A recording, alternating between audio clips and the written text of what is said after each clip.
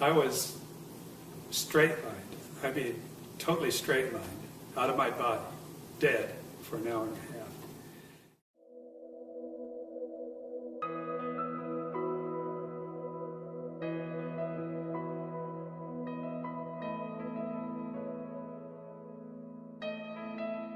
My name is Richard Cole, and I am 72 years old. I have never been what I would call religious. I've always believed that there was a God, and I believed that there was Jesus, but I've had doubts. I've been a doubter before. I'm no longer that. And this happened to me in 2005, so that was 6 years ago. And so how it came about was that I was on my way to Monterey. I go up there every year for the historic car races.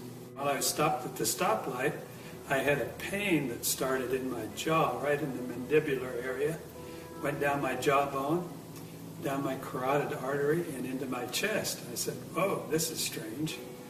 My friend and his wife said, "What's wrong with you? You don't look very good. What's your symptoms?" I said, "Well, my hands feel a little sweaty and I feel a little clammy." I said, "I don't know what's going on." He says, "I'm going to take you to the hospital." I said, "Oh, I'll be okay. I'll go home and take an aspirin. This will be done with." He says, "No, we're going right now." So we went in and they put me on a gurney because there was no room in the emergency room. My blood pressure was extremely high. And they gave me a couple of shots right away to try and get my blood pressure down. And then I went right into the x-ray room, and they gave me some x-rays, and came back in a little while, and Steve, the doctor, a friend of mine, says, "You have a serious problem." I said, "Oh, really?" And he says, "Yes." He says, "You have an aneurysm, but what's worse, it's split, and I think you're bleeding internally." 5 o'clock the next morning, I was in the the ready room rather, at Cottage Hospital. Anesthesiologist came in and says, "Well, I'm going to, give you a shot right now, and then you're going to go off to sleep." I said, "Okay." I said, "Is the doctor here yet?" "Yeah, he's here." So I asked to see him. I said, "Okay, what are you guys going to do to me?" And he says, "What we have to do is cool you down to a real low temperature, and when we do that, it'll be just like chopping a hole in Lake Michigan in the ice in the middle of the winter. Everything's going to stop. Your brain's going to stop, and your heart will stop." I said, "Well, I've never heard of that before, and I read a lot." And he says, "We usually don't tell our patients what we're going to do to them, or else they'd run down the hall dragging the IV behind them." They told me when I went in that I'd have about a 50-50 chance of making it. I found out later with that kind of operation where they take your heart out, you have a 10% chance of survivability. So the anesthesiologist put the IV in. I went off to sleep right away, and they start rolling me down the hall to the operating room. And then I realized that I was still conscious and I wasn't under yet. It was like I was for a little bit, but then I was awake again. And I saw them roll me into the operating room. And so I wanted to tell the doctors that, "Hey, you got to give me some more of whatever it was you gave me because I'm not out yet." But I couldn't speak. I didn't have any pain or anything like that. I just could not open my mouth and get the words out, even though I tried very hard to tell him that I was still conscious. So I'm laying on the table, and there are 3 doctors standing over me and 2 nurses, and they all have their gowns on, their masks on and everything. They're ready to go. And I heard the doctor ask the nurse for the scalpel, and she got it, and she started to open me up from right here down to here. He did. Opened me up like that, and then they got an electric saw out and started cutting my breastbone open. And then I saw them go down and start to take my heart out, and then everything went black. But I was still conscious, but I couldn't see anything. And it was like a heavy black fog, and I'm just standing there looking around. I couldn't figure out what to do next or what was going to happen next. Right then, two beams of light came over my right shoulder. So I started to turn around and look over my shoulder to see where it was coming from. And then I heard a voice.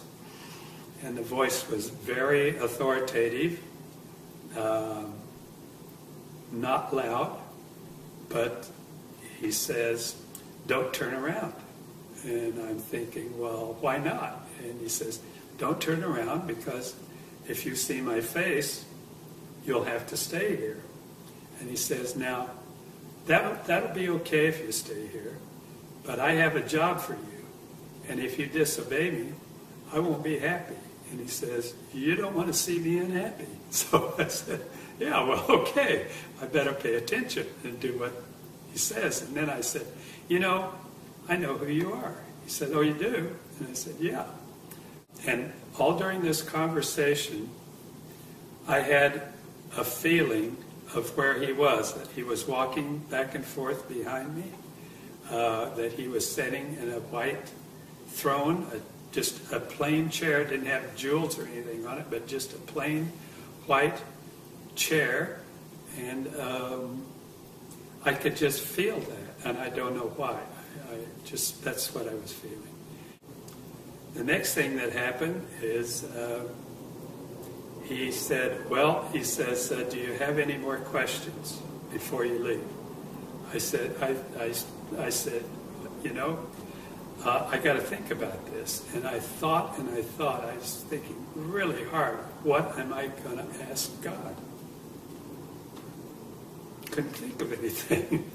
I wanted to be really smart enough to ask him something very pertinent. And so I said, well, I'm going to have to revert to an old cliche. What's the meaning of life? And he starts laughing again. I said, what's so funny now? And he says, well, I don't know why, but a lot of people ask me that question. And it's really real simple. But I tell you what, when you come back, we'll sit down. You can ask me all the questions that you ever will have. I'll answer them for you. So I said, okay. He says, okay, it's time for you to go back. And I turned around. I'm sorry, but he put his arms around me. He put his arms around me. And it was a feeling that I can't explain. It was unconditional love, but it was words. I can't tell you the words. And I'm sorry, but I always act like this because I can feel it again. So,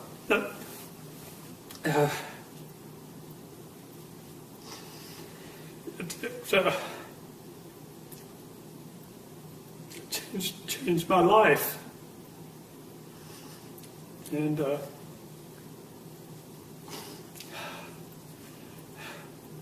the next thing I heard was the nurse was saying, I think he's ready to come out of it. His temperature's at 90 degrees. 9 days later, I was discharged from the hospital. First thing I wanted to do was go out and tell everybody I knew what happened to me. But I'll have to tell you that my life has changed completely. I'm no longer afraid of death. All the problems that I thought were problems are all gone. I don't have any problems. I don't have anything that gets me down. A week later, a guy came in that I knew, and he said, I heard about your experience. I said, yeah, it happened. He said, I heard that you were, you had a near-death experience and that you were out for about an hour. And I said, yeah, that's true. And he said, well, the same thing happened to me. And I said, and then I asked him what the meaning of life was. He says, oh, that's easy. It's all about love.